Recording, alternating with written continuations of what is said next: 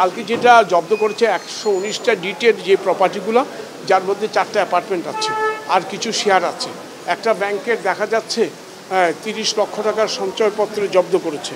তো মোটামুটি এখনও আপনাকে পূর্ণাঙ্গ চিত্র দেওয়া কঠিন হবে, কারণ অনুসন্ধান চলমান।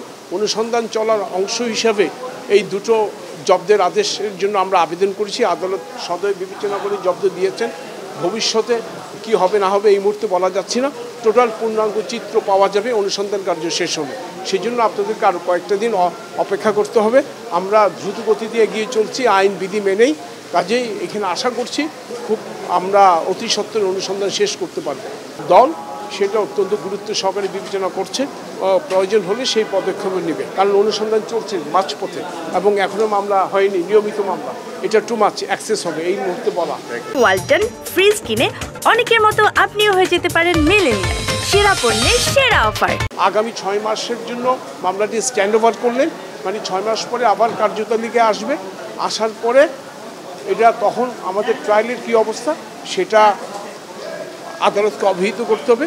ইতিমধ্যে আদালতের আদেশের পর আমি আমাদের পাবলিক প্রসিকিউটর মোহাম্মদ জাহাঙ্গীরের সঙ্গে কথা বলেছি।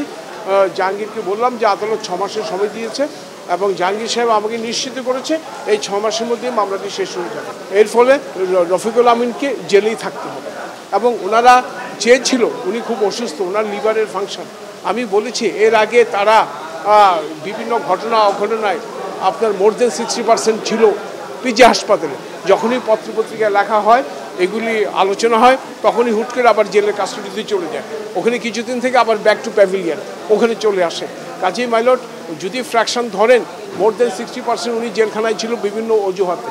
সেই কথাগুলি বলেছি। আদালত দুপক্ষ শুনে আগামী 6 মাসের জন্য স্ট্যান্ড ওভার করলো। 6 মাসের মধ্যে ইনশাল্লাহ আমরা আশা করি বিচার কার্য শেষ করতে পারব।